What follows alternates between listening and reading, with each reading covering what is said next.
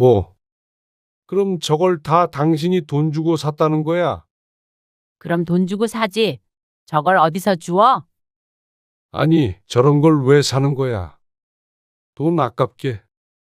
그냥 공연만 보러 다니면 되지. 내가 당신 취미 생활하는 거 뭐라고 할 생각은 없는데. 그러면 하지 말어. 당신 요즘에 집에도 소홀하고 그래도 내가 아무 말 안 했잖아. 그러면 당신도 적당히 하고 좀 신경은 쓰고 살아야 할 거 아니야. 뭐? 내가 뭘 신경을 안 썼는데?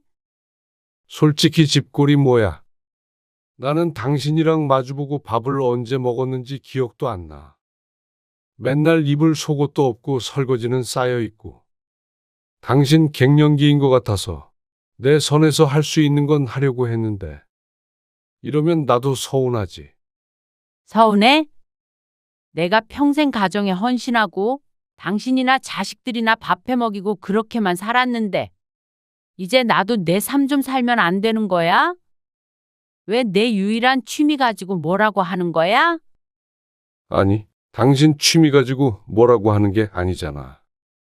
적어도 내가 퇴직하기 전까지만이라도 신경 좀 써야 할 거 아니야. 뭘 신경 써? 밥 차려주라고? 당신이 애도 아니고 그것도 스스로 못해? 오늘 이야기 속 주인공은 62세 김성수 씨입니다. 그리고 그의 아내에 관한 이야기이죠. 김 씨는 자신의 말년이 이렇게 될 줄은 상상도 해본 적이 없었습니다. 자식들 잘 키웠고 큰 부자는 아니어도 노후 준비도 착실하게 하고 있었기에 막연히 손주들이나 가끔 보면서 아내와 여행 다니며 그렇게 지낼 것이라고 생각해 왔습니다. 그런데 다른 사람도 아닌 평생 함께한 아내에 의해서 모든 게 엉망이 됐습니다. 60이 다 되어서 트로트 가수인지 뭔지에 빠져 정신을 못 차렸던 아내. 그저 아내의 갱년기를 극복하게 만들어준 소소한 취미인 줄로만 알고 있었습니다. 일이 이 지경에 이를 줄 알았다면 진작에 뜯어 말렸을 것입니다. 연예인을 쫓아다닌 이후로 집은 뒷전이었습니다. 여기저기 쏘다니기 바빴고 돈을 평소답지 않게 물쓰듯 썼습니다. 급기야 김 씨 몰래 재산을 처분해버린 아내에게 김 씨는 오만정이 다 떨어져 버렸습니다. 평생을 함께했고 앞으로도 함께할 남편인 김 씨는 저버리고 허황된 꿈만 쫓게 된 아내와는 더 이상 이렇게 살 수 없을 것 같았습니다. 모든 일은 김 씨가 퇴직하기 전인 몇 년 전에 일어났습니다. 김 씨 부부는 아들이 둘이 있었습니다. 당시에 큰 아들은 결혼을 한 상태였고 둘째 아들도 취직해서 따로 살고 있었죠. 그리고 김 씨가 알고 있는 친구들, 친척들, 그리고 동네 사람들까지도 다들 입을 모아 말할 만큼 자식 농사는 잘 지은 듯 했습니다. 다들 명문대를 졸업해서 대기업에 다니고 있었습니다. 취업이 그렇게 어렵다는데 김 씨의 아들들은 전혀 김 씨 부부의 속을 썩히지 않았습니다. 물론 그 뒷바라지가 쉬웠던 것은 아니었습니다.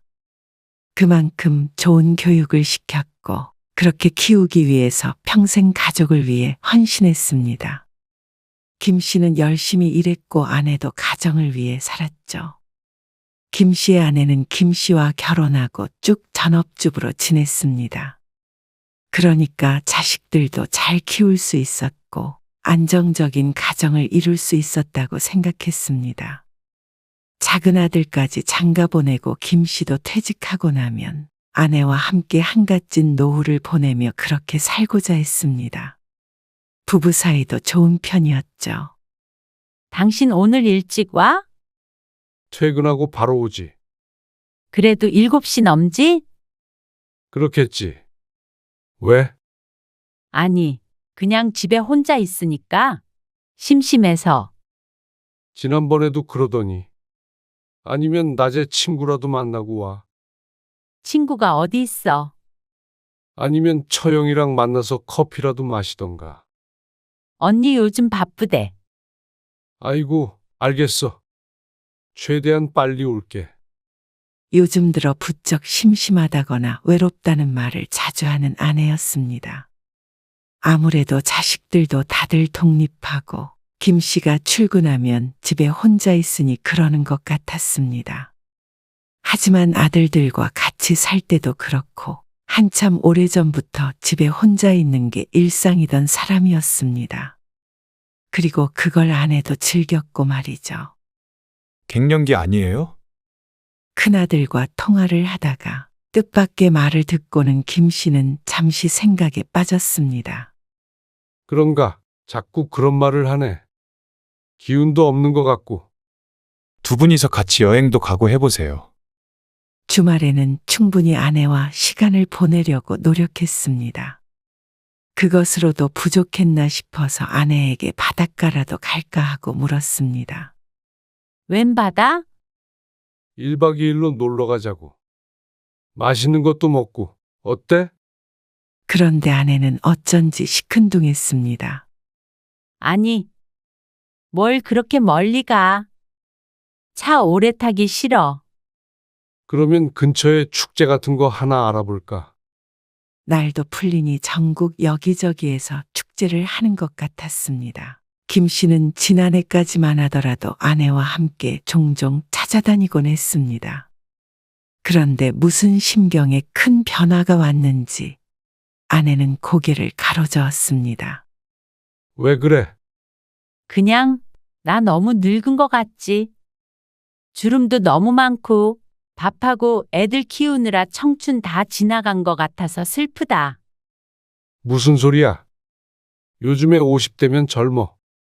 아직 30년은 짱짱해. 주름도 하나도 없구만. 다 늙어서 오래 살면 뭐해? 아들의 말대로 정말로 갱년기가 오기라도 한 모양이었습니다. 자꾸만 한숨 쉬는 아내를 보니 걱정스러웠습니다. 그래서 평일에는 퇴근하면 바로 집으로 오려고 했고 주말에도 어디 안 가고 아내와 시간을 보내기 위해서 노력했습니다. 그러나 아내는 조금 나아진 듯 보였다가 어느 날 갑자기 선언을 했습니다. 나 이제는 밥 안 해. 뭐? 무슨 말이야? 나 이제 밥 안 하고 살림도 하기 싫어. 힘들어서 그래? 퇴근해서 집에 온 김 씨가 아내에게 되물었습니다. 주변을 둘러보니 집안이 평소보다도 어수선했습니다. 요즘 종종 그러더니 정말로 아내는 모든 집안일에 손을 놓은 듯 보였습니다. 그냥 내가 뭐 하고 있나 싶네. 평생 이러고 살 거 생각하니까 숨 막혀. 그 뒤부터는 김 씨는 퇴근 후에 혼자서 밥을 차려 먹었습니다. 아침밥은 원래 주스 한 잔 먹고 말았지만 저녁밥까지 해결하기는 힘들었습니다. 종일 일하고 들어와서 요리를 하려니 귀찮기도 하고 지치기도 했습니다. 그래서 근래 들어서 라면을 끓여 먹는 일이 늘었습니다. 여보, 와이셔츠가 안 보이네. 옷장에 봐. 안 보이는데. 모르겠어? 찾아봐. 아내는 침대에 누워서 대답을 하는 둥 마는 둥 했습니다. 김 씨는 한숨을 쉬고서는 어제 입었던 와이셔츠를 찾아서 다시 입었습니다. 밥 먹고 설거지하고 그런 것이야 알아서 한다지만 모든 집안일을 김 씨 혼자 할 수는 없었습니다. 그래서 직장 동료들이 요즘 자꾸만 김 씨에게 피곤한지 묻는 이유도 차림이 점점 꼬질꼬질해져서 그런 듯 보이기도 했습니다. 어쩔 땐 양말도 없었고 빨래를 김 씨가 돌려서 널어놔도 집에서 종일 있으면서 빨래를 걷어놓는 법도 없었습니다. 그러니 집안 꼴이 점점 보기 힘들어졌습니다. 그렇게 종일 누워있지 말고 차라리 나가서 놀아. 뭐 하고 놀아? 정할 게 없으면 처형이랑 나가서 쇼핑이라도 하던가. 김 씨는 아내가 심적으로 많이 힘든가 보다 생각했습니다. 그래서 집에만 들어오면 한숨이 나왔지만 자신이 좀 더 움직이자 싶었습니다. 마음의 병이라는 게 몸이 병든 것보다 무서우니 말이죠. 이모부, 잘 지내세요? 그러던 어느 날 김 씨는 처조카에게서 전화를 받았습니다. 엄마한테 들었는데 이모가 좀 우울해하는 것 같아서요. 이번 저희 엄마 생신에 콘서트 보내드리려고 하는데 이모도 같이 가면 어떨까 해서요. 콘서트? 이모는 그런데 안 가봤는데. 네. 근데 다들 엄청 좋아하신다 그러더라고요. 이모한테 깜짝 선물로 하고 싶은데 지난번에 이모 생신에도 선물 못 드려서요. 엄청 신나고 재밌대요. 기분 전환하고 좋죠. 이거 쉽게 갈 수 있는 거 아니에요. 그 말에 김 씨는 그것도 좋은 아이디어라고 생각했습니다. 기분 전환이라는 단어가 귀에 박혔습니다. 아내에게 필요한 것이라고 생각했습니다. 그래서 당일이 되었을 때 김 씨가 아내에게 말했습니다. 사실 오늘 선영이가 당신한테 선물로 콘서트에 보내준다던데. 콘서트? 처영이랑 오늘 다녀와. 데려다 줄게. 싫어. 갑자기 무슨 콘서트야? 어차피 집에 있을 거면 가서 좀 놀다 와. 노래도 듣고 끝나고 처영이랑 맥주라도 한 잔 마시고 오고. 김 씨가 아내의 등을 떠밀었습니다. 난 알아서 밥 차려 먹을 테니까. 바람 좀 쐬고 와. 김 씨의 닭달의 아내가 마지못해 일어났습니다. 그런 아내를 김 씨가 약속 장소에 데려다 놓았습니다. 그리고 돌아와서는 집 청소부터 했습니다. 그래도 갔다 왔을 때 집이 깨끗해야 산뜻하지 않을까 싶었습니다. 2시간가량 그렇게 분주하게 움직이니 밥 먹을 기운도 없어서 소파에 기대 있다가 설핏 잠에 들었습니다. 그리고 나서 현관문이 열리는 소리에 잠에서 깼습니다. 어? 벌써 왔어? 지금 시간이 몇 시인데? 벌써 이렇게 됐네. 어땠어? 무지 재밌었어. 정말 아내의 목소리는 드물게 들떠 있었습니다. 눈을 비비고 보니 볼도 붉게 상기되어 있는 것이 정말로 즐거운 시간을 보내고 온 듯 했습니다. 이런 거 처음인데 사람들이 왜 가는지 알겠더라. 다행이네. 그러면서 아내는 다음에도 또 가고 싶다고까지 했습니다. 처음에는 안 가려고 그러더니 얼마나 좋았으면 그럴까 싶었습니다. 그래. 다음에 또 가봐. 그래서 다음날 아들에게 물어봤습니다. 너희 엄마가 콘서트 가서 엄청 재밌었다고 그러더라. 그런 거는 어떻게 예매하는 거야? 글쎄요. 안 가봐서 잘 모르겠는데요.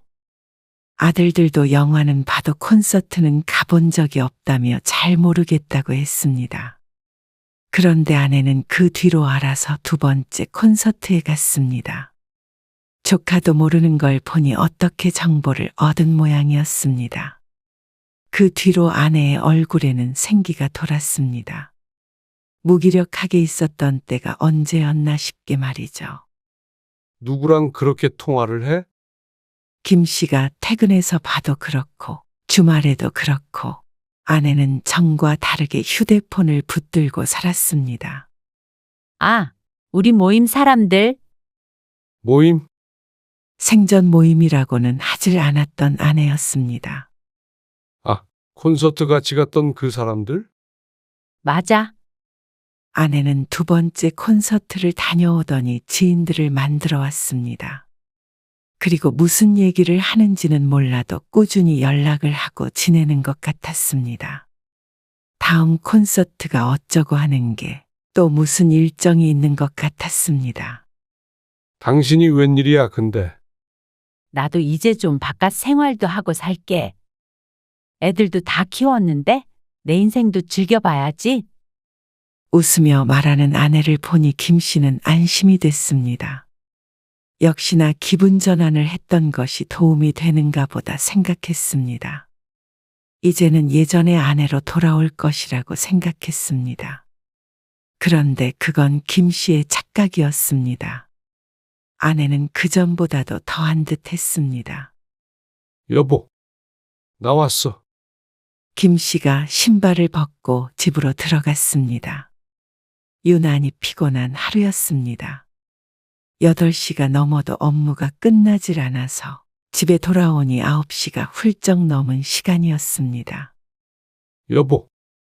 자, 거실에 불은 켜져 있었는데 사람은 보이지 않았습니다.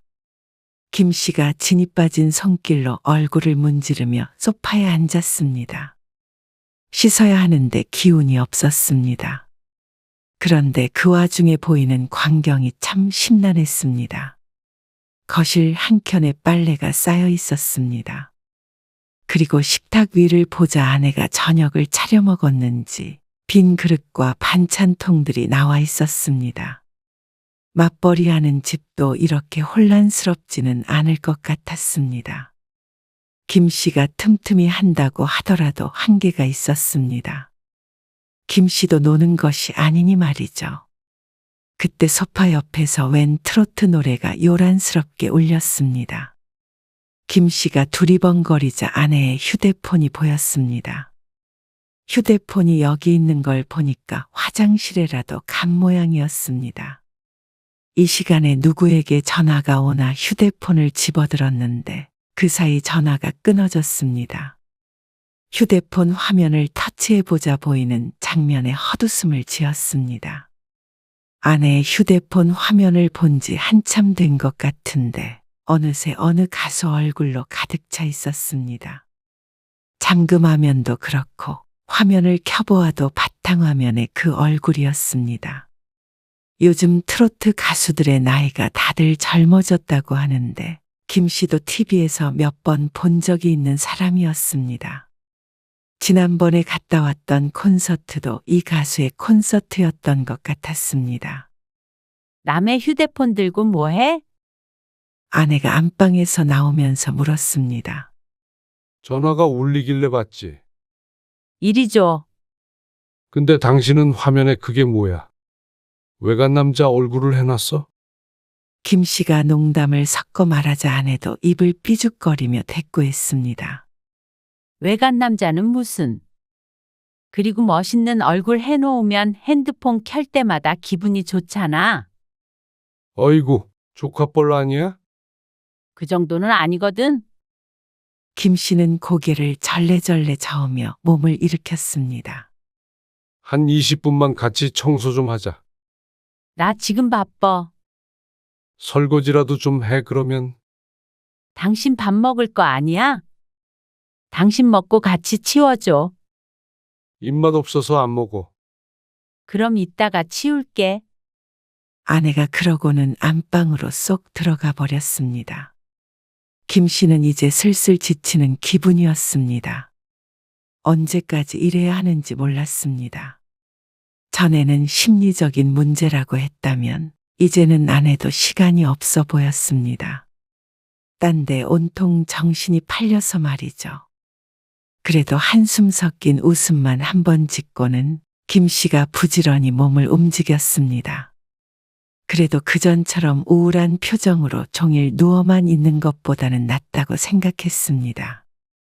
그런데 이게 웃을 일이 아니었다는 걸 꼴 깨닫게 되었습니다. 아내는 시간이 지나면 지날수록 집에 붙어 있지를 않았습니다. 휴대폰만 붙잡고 있을 때와는 다르게 이제는 적극적으로 외출을 해서 콧배기를 보기가 힘들었습니다.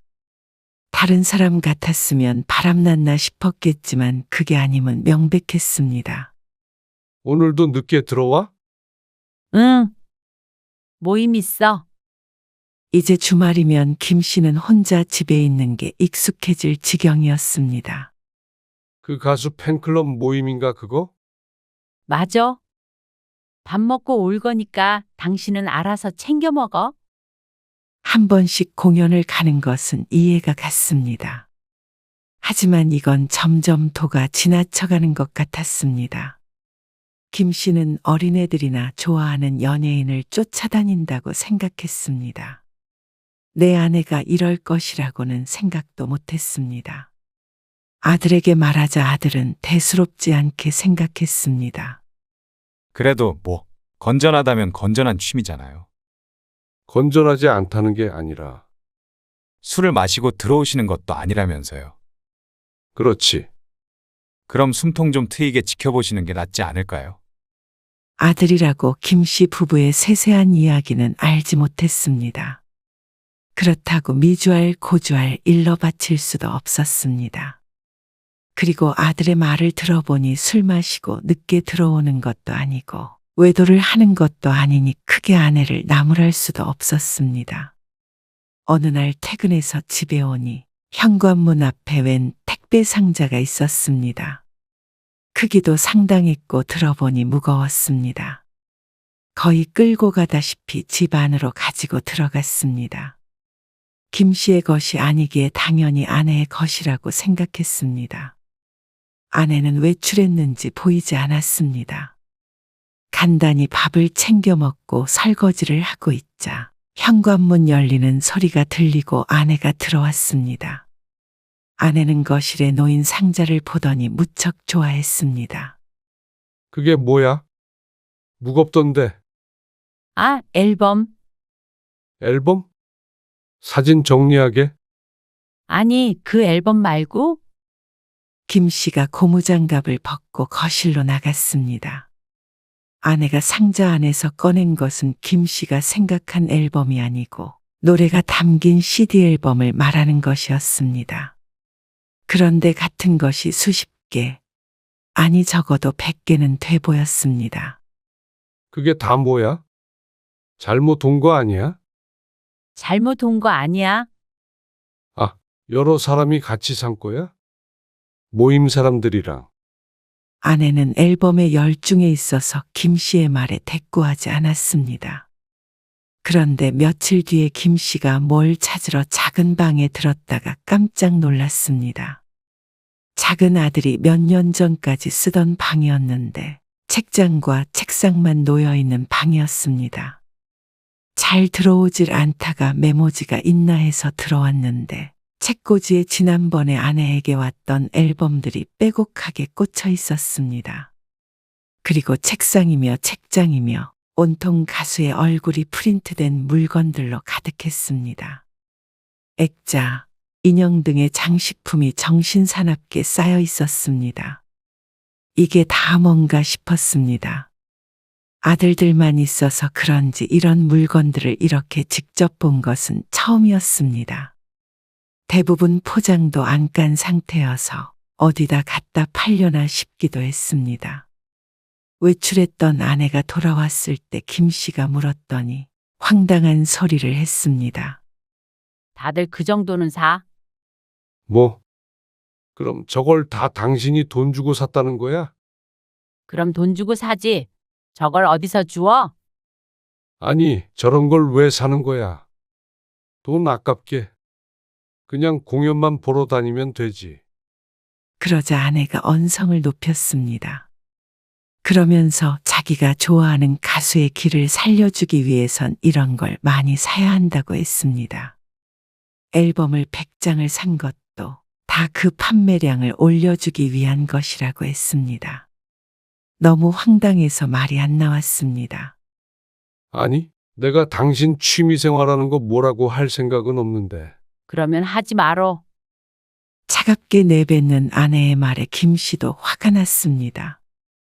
100번 양보해서 인형인지 사진인지 이런 거 돈으로 환산하면 얼마 하지도 않을 것 같고 연예인 좋아하는 게 건전한 취미라고 치더라도 김 씨도 할 말이 있었습니다.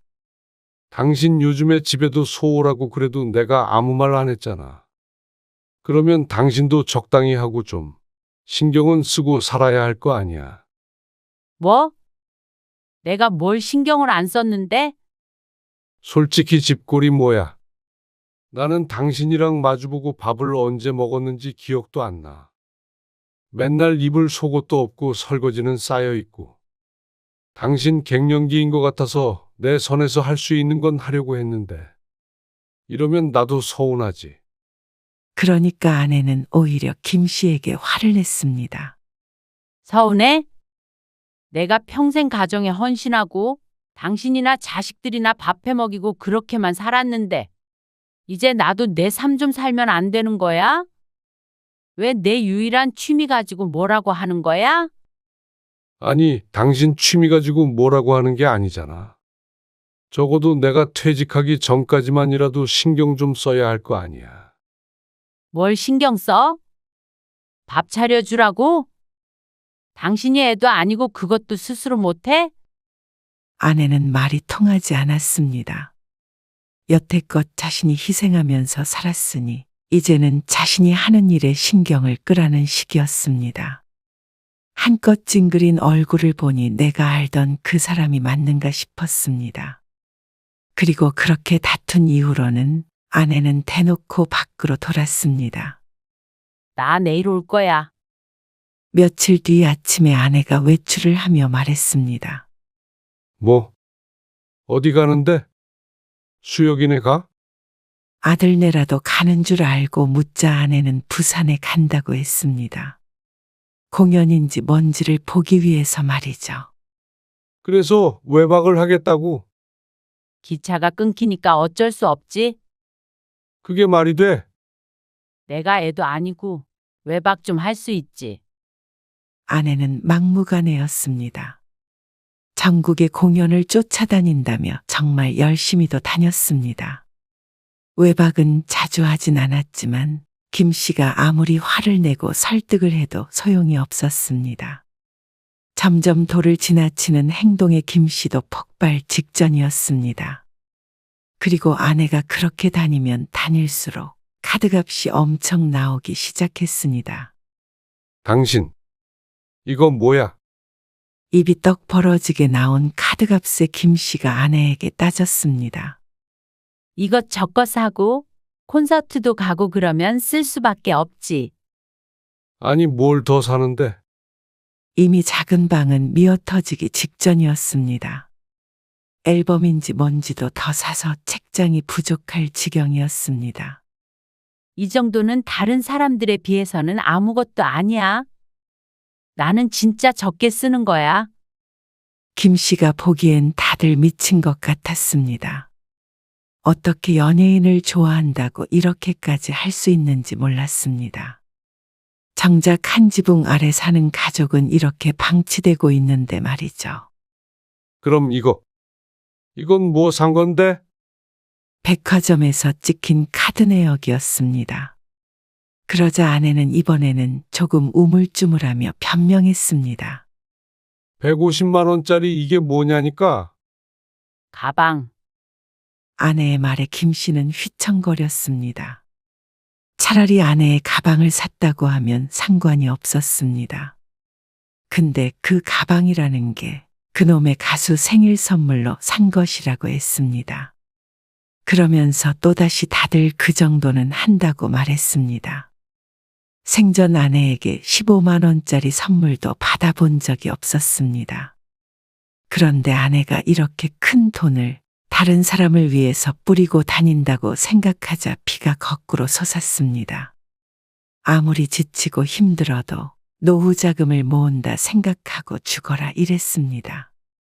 우울해하는 아내 걱정에 퇴근하고서도 집안일에 시달리기도 했고 라면으로 저녁밥을 때운 게 몇 날 밤인지 기억도 나지 않았습니다.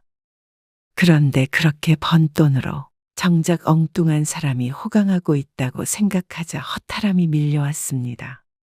당장 환불해 오라고 하자 이미 줘버렸다고 했습니다. 가방이 없는데 환불할 길이 없었습니다.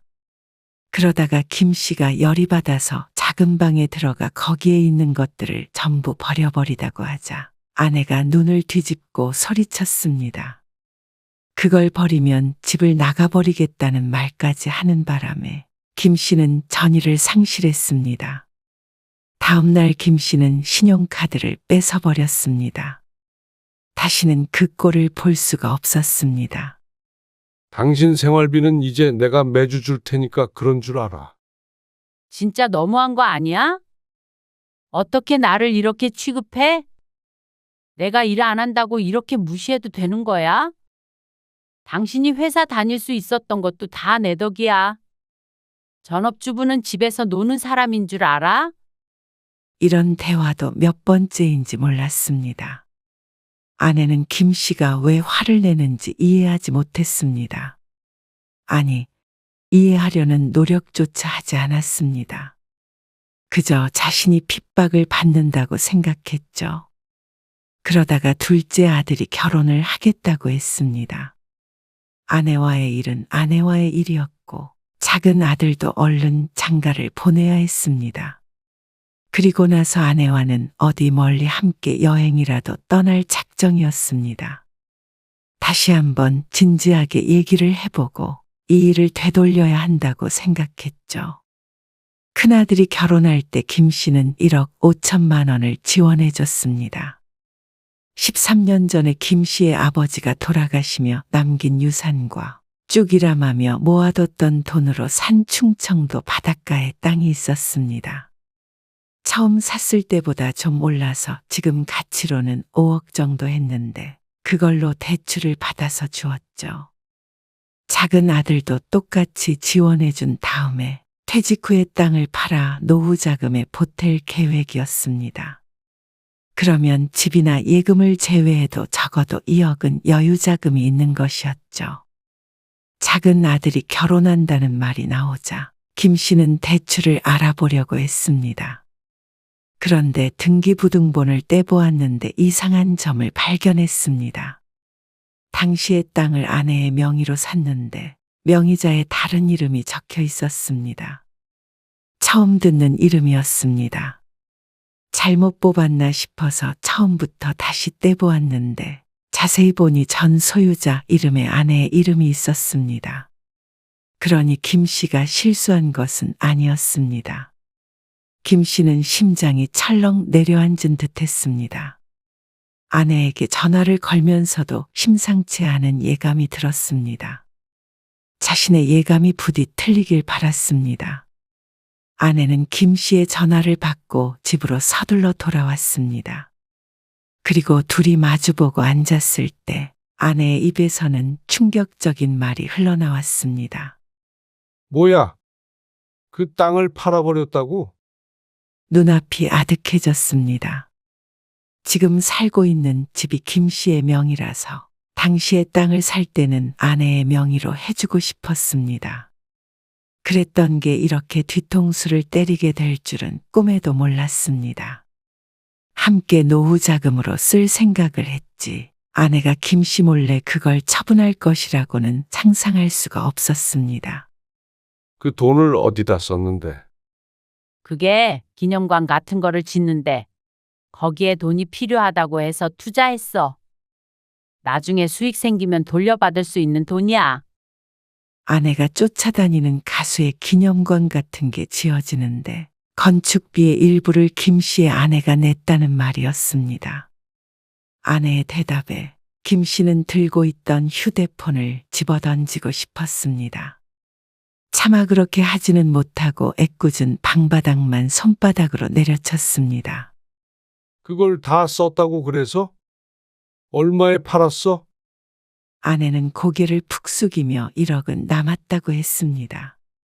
그걸 제 값보다 싸게 팔았어도 대출을 제외하고 최소한 3억은 현금을 쥐어야 하는데 1억이 남았다는 건 투자금에 2억이나 썼다는 말이었습니다. 김 씨는 코끝이 시큼해졌습니다. 억울하기도 하고 비참하기도 하고 배신감에 치가 떨렸습니다. 노후를 위해 열심히 일해서 가지고 있던 재산이었습니다. 그리고 일부는 아버지에게 물려받은 돈도 들어가 있었고 말이죠. 또 아들 장가 보낼 때 보탬이 될 재산이었습니다. 그걸 홀랑 팔아버리고는 피 한 방울 안 섞인 생판남을 위해 썼다는 말이었습니다. 진짜 당신이 미쳐도 단단히 미쳤구나. 그놈이 우리보다 훨씬 가진 거 많고 잘 먹고 잘 살 텐데 그거 2억 보탠다고 그놈한테는 기별도 안 가. 근데 그 돈이면 우리는 노후에 훨씬 잘 살 수 있잖아. 차라리 그거 다 팔아서 자식들한테 줘버리지. 그거를 어떻게? 말을 잇기가 힘들었습니다. 그런데 아내는 뭐가 그렇게 당당한지 몰랐습니다. 나도 내 맘대로 2억 정도는 쓸 수 있어야 하는 거 아니야?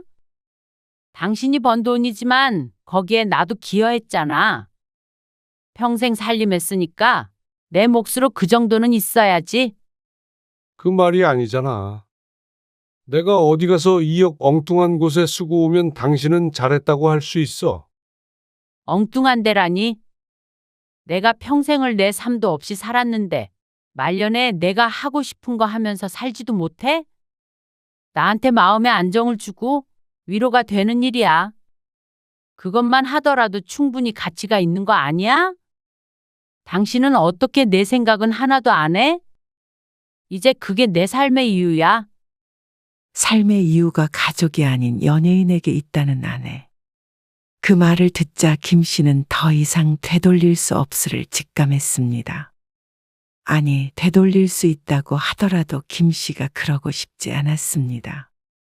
이 일을 안 아들들도 난리가 났습니다. 아들들은 어머니가 이 정도인 줄은 전혀 모르고 있었습니다. 큰아들의 결혼 자금의 출처를 가족 모두 알고 있었기 때문에 작은 아들도 그러리라고 생각했을 텐데 그 땅을 팔아서 써버렸단 말에 적지 않은 충격을 받은 모양이었습니다. 그리고 큰아들도 분개했습니다. 비상식적인 아내의 행동에 말이죠. 아무리 성인군자라도 받아들일 수 없을 것이었습니다. 결국에 김 씨 부부의 재산은 자식들에게 돌아갈 텐데 그걸 엉뚱한 사람에게 써버린 것은 충분히 화낼 만한 일이었습니다. 당신 그거 땅 판 돈, 그거 가지고 나가. 뭐? 1억 남았다며? 그 돈으로 집을 구하던지 아니면 그것도 갖다 바치던지 알아서 하고.